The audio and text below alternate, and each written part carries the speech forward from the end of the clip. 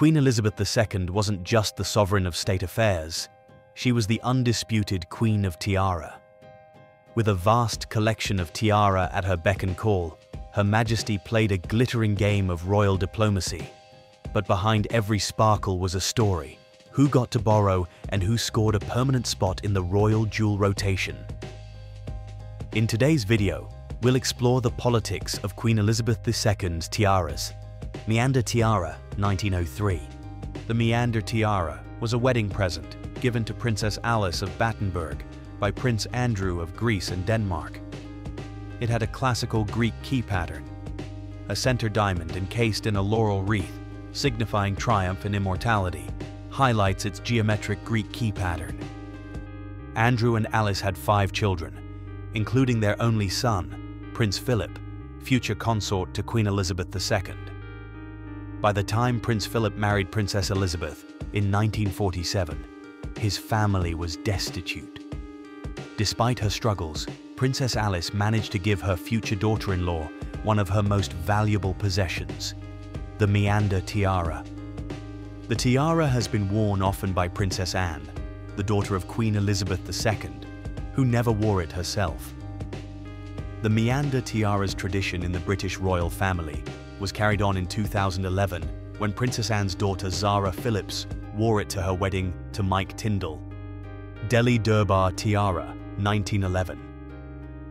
The Delhi Durbar Tiara was made for Queen Mary to wear at the 1911 Delhi Durbar, a significant event that celebrated King George V and Queen Mary's coronation as Emperor and Empress of India. Due to British law preventing the removal of the British crown jewels from the UK, Queen Mary had this tiara commissioned from Garrard to act as her ceremonial diadem during the royal proclamation. This magnificent tiara, which includes detachable pear-shaped diamonds, features diamonds set in a scroll and festoon arrangement. Queen Elizabeth II received the tiara after Queen Mary's death, although she wore it seldom. She donated the tiara to Camilla, Duchess of Cornwall, in 2005, and she has worn it to royal feasts and official photographs, among other important state events. It is one of the most outstanding items in the royal collection because of its magnificent design and deep historical relevance. Greville Honeycomb Tiara, 1921. The Greville Honeycomb Tiara was commissioned by Margaret Greville, a famous British socialite and personal friend of Queen Mary. The platinum-set diamonds are used to form the exquisitely carved honeycomb pattern of the tiara, which was designed by Boucheron in 1921. Its geometric design reflects the Art Deco style of the era.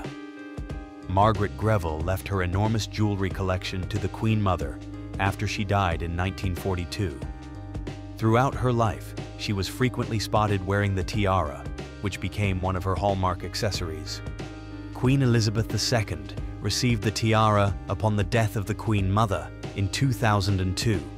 She loaned it to Camilla, Duchess of Cornwall, in 2005, and she has worn it several times since, because of its striking architectural design. The Teck Crescent Tiara, early 1800s. Princess Mary Adelaide, Duchess of Teck, mother of Queen Mary, had the Teck Crescent Tiara fashioned for her at the beginning of the 19th century. It is a delicate yet complex item, with a pattern that includes flowery diamond crescents scattered with foliage motifs. Queen Mary inherited the tiara as a family heirloom and treasured it when Princess Mary Adelaide went away. Queen Elizabeth II received the tiara after Queen Mary's death in 1953, although she was never spotted wearing it. After Camilla, Duchess of Cornwall, married Prince Charles in 2005, the Queen loaned her the Teck Crescent Tiara. The Teck Crescent is still in Camilla's jewelry collection, even though she has mostly worn the Delhi Durbar and Greville Honeycomb tiaras, demonstrating the strong historical ties within the royal family. Queen Mary's Lover's Knot Tiara, 1913. Queen Mary had a particular place in her heart for the Lover's Knot Tiara, which was originally worn by her grandmother, Princess Augusta of Hesse-Kassel. From 1913 to 1953, Queen Mary often wore the tiara, with her vast array of pearl brooches and necklaces. The tiara was given to Queen Elizabeth II's granddaughter after Queen Mary's death, and she wore it on a number of occasions, including her Commonwealth tour in 1953. In 1981, Lady Diana Spencer married Charles, Prince of Wales. The tiara became one of Diana's signature pieces, often paired with her famous pearl chokers. Although its weight and tight fit were reported to give her excruciating headaches, she nonetheless wore it frequently. Following the 1996 divorce of Diana and Charles, the tiara was returned to the Queen. Queen Elizabeth II presented the tiara to Catherine, Duchess of Cambridge, who is now Princess of Wales, and she wore it at her first state dinner in 2015. Because Catherine has worn the lover's knot tiara so often, it has become one of the most identifiable pieces in the British royal jewellery collection.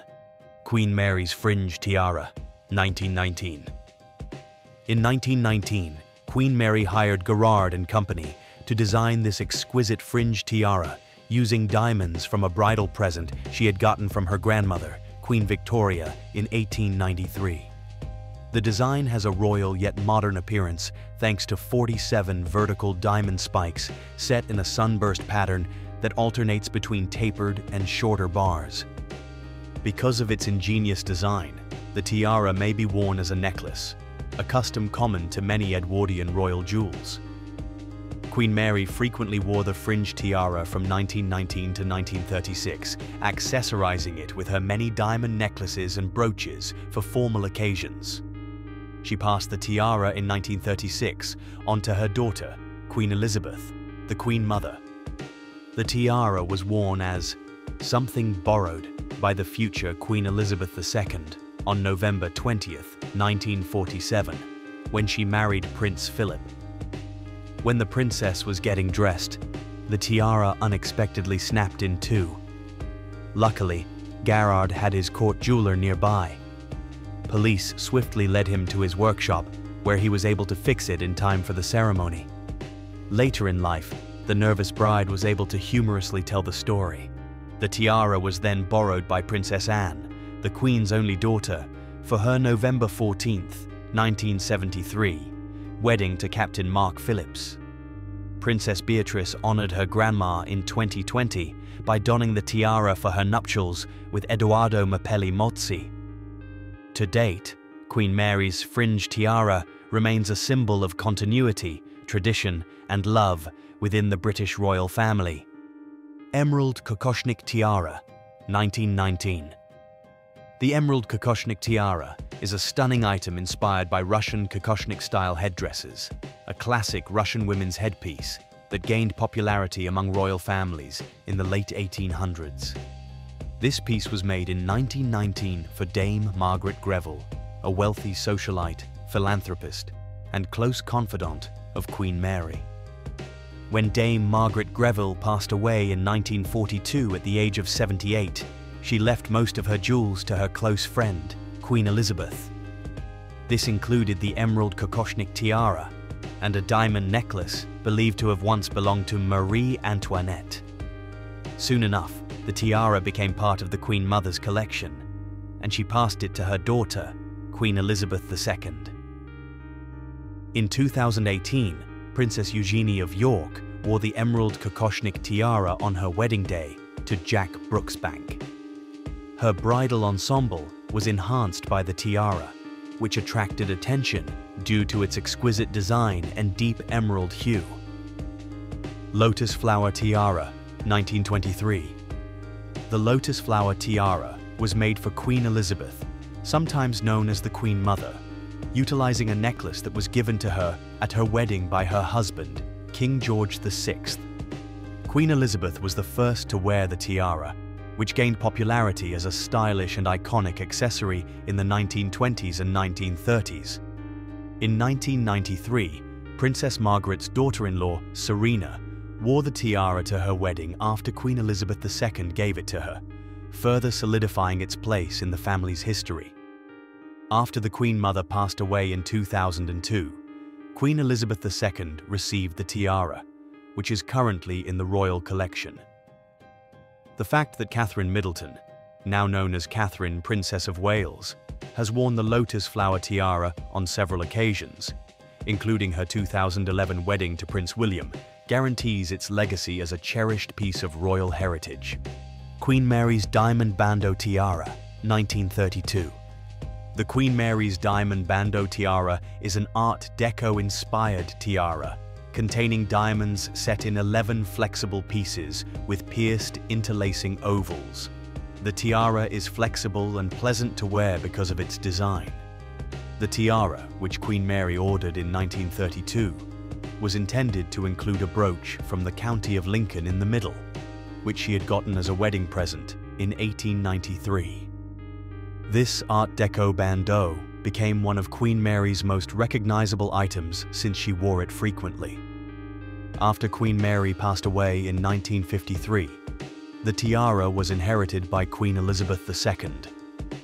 Even though the Queen never wore the tiara, she added to its illustrious history by lending it to Meghan Markle for her 2018 nuptials with Prince Harry. Meghan wore the tiara during the wedding ceremony, marking a significant moment for both the tiara and the royal family.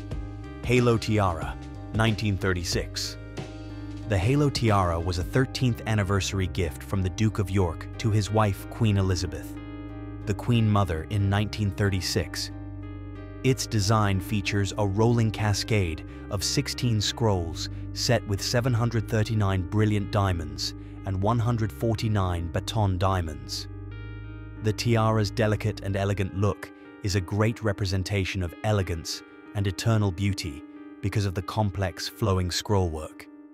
When Queen Elizabeth first donned the tiara, it was one of her most prized items. She regularly wore it to state dinners and other formal events. Queen Elizabeth. The Queen Mother passed the tiara on to her daughter, Princess Elizabeth, as an 18th birthday present. During her reign, it was frequently viewed and became one of the Queen's favorite pieces. Princess Margaret borrowed the tiara in 1953 and wore it to her coronation with her sister, Queen Elizabeth II. The tiara has now been given to Catherine Middleton, Princess of Wales, during her 2011 nuptials with Prince William, carrying on its tradition as a representation of a symbol of elegance and royal tradition. Aquamarine Ribbon Tiara, 1970. In 1970, the Aquamarine Ribbon Tiara was made for Queen Elizabeth II's trip to Canada.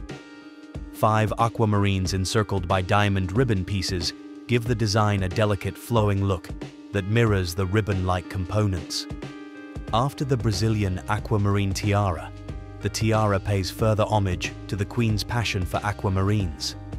Subsequently, the Queen gave Sophie, Countess of Wessex, her daughter-in-law, the Aquamarine Ribbon Tiara. Its importance in the royal collection has been maintained by Sophie's wearing it to a number of functions. The Tiara Politics. Now that Queen Elizabeth has died, there has been speculation as to what she bequeathed to whom. Unlike regular British citizens, a monarch's will is not a public record. This keeps secret exactly how wealthy the Queen was, and leaves a veil of mystery over which members of the royal family inherited valuable and historic tiaras and jewels. However, we can make a few educated guesses. The Queen may have granted her daughters and granddaughters the tiaras they already borrowed, either on their wedding days or for other special occasions. This way, the tiara will have a special sentimental meaning to the recipient and be a style they admire and will want to wear again. Catherine wore the Cartier halo on her wedding day and borrowed Queen Mary's lover's knot, which was associated with Princess Diana, and the lotus flower tiara for state dinners.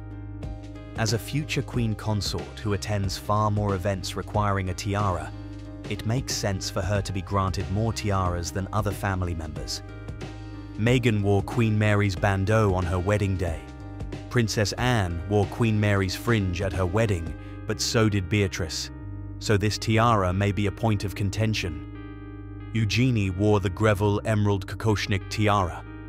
The Queen has already gifted both her daughter and favorite daughter-in-law Tiaras, and now owns the Meander Tiara, which she will likely pass to her daughter Zara, who wore it on her wedding day. Sophie has the Aquamarine ribbon, which will most likely go to her daughter Louise.